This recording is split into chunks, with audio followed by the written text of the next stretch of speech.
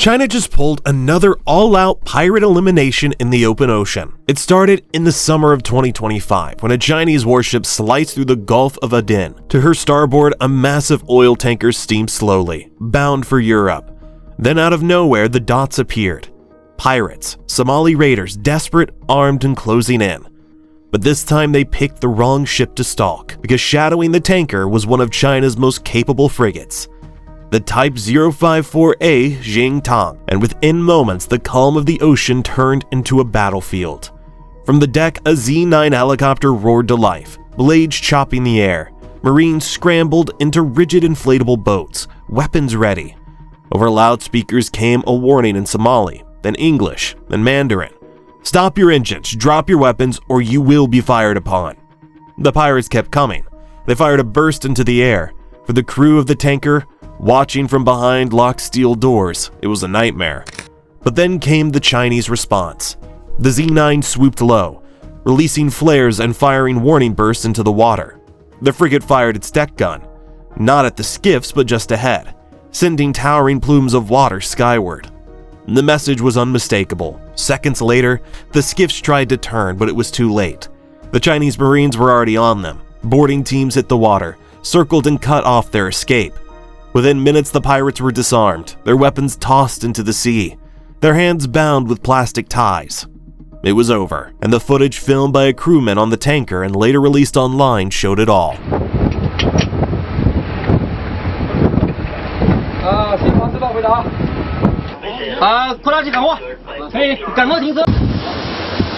Pirates who once terrorized global shipping now kneeling on the deck of a Chinese warship, surrounded by heavily armed Marines. For Beijing, it wasn't just a victory at sea, it was a message to the world. China can and will protect the lifelines of global trade. Every single day, the sea lanes of the Indian Ocean and the Gulf of Aden carry the lifeblood of the global economy. Crude oil shipped out of the Middle East, electronics and manufactured goods flowing from Asia, grain and raw materials heading toward Europe, all funnel through these narrow routes. Roughly 9 out of every 10 items traded worldwide move by water. And this stretch of ocean is one of the busiest arteries. When pirates interfere here, the impact ripples far beyond the waves. Insurance premiums shoot up, captains divert thousands of miles off course, and in some cases, one seized tanker has been enough to jolt fuel prices across the continents. This is why the Chinese operation mattered. It wasn't just about rescuing the ship. It was about proving that China is no longer just a trading nation. It's becoming the protector of the very seas its economy depends on.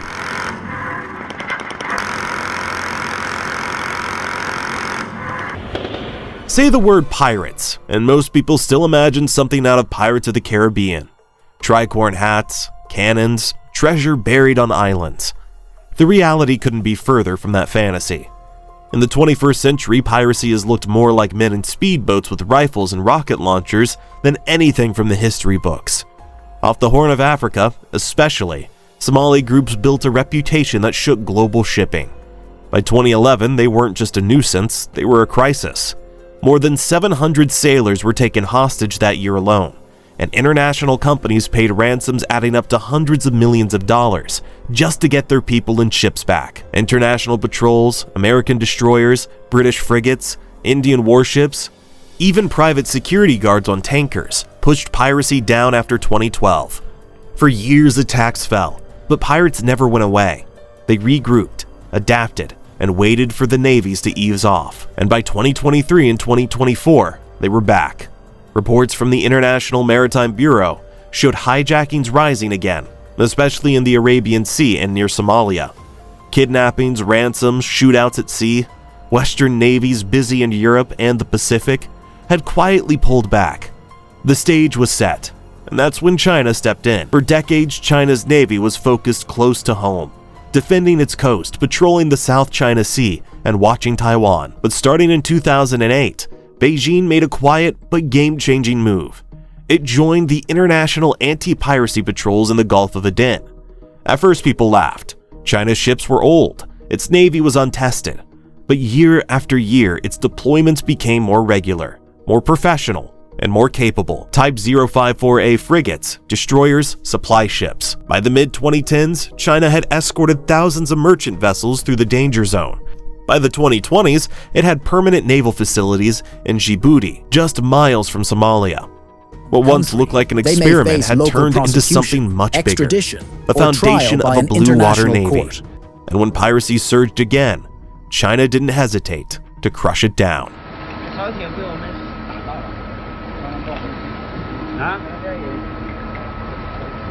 Take the July 2025 incident.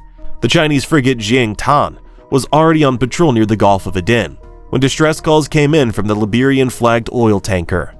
Radar picked up the fast-moving skiffs. The pirates were heavily armed, but when they made their move, circling the tanker and firing shots, the Jiangtan didn't hesitate. Deck guns fired warning bursts. The helicopter dropped flares, disorienting the attackers.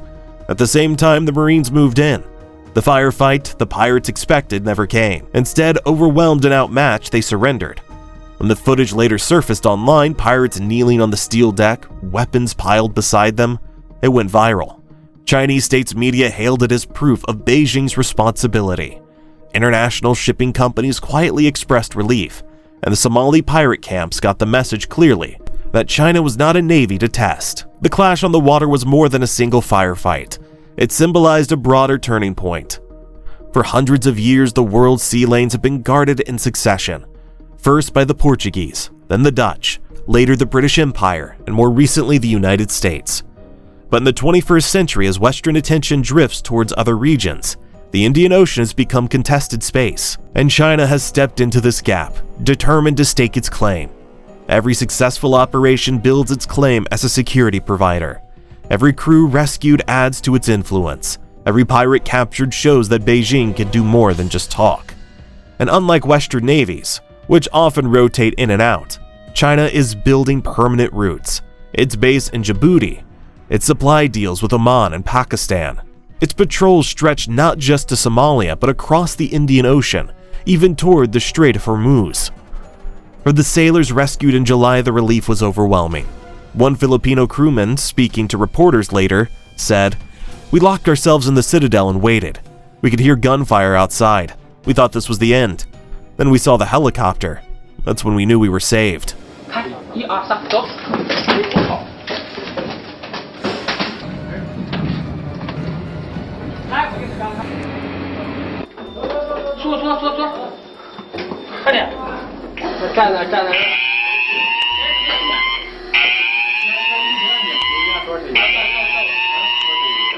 For the pirates, it was a different story. Many were young, desperate, drawn into piracy by poverty and militia recruiters. But once in Chinese custody, they faced trial. Not ransom, not release. A shift from the old days, when pirates often slipped back to shore and disappeared. Every time a navy stops a pirate attack, it prevents a crisis from rippling outward. Without that Chinese frigate, the Liberian tanker might have been hijacked, its crew held hostage, its cargo delayed. Oil prices might have spiked, insurance costs might have surged. Instead, the ship continued its journey. The pirates sat in handcuffs, and trade kept flowing. Multiply that by dozens of rescues and you see the bigger picture. China isn't just eliminating pirate threats, it's shaping the very balance of security on the seas.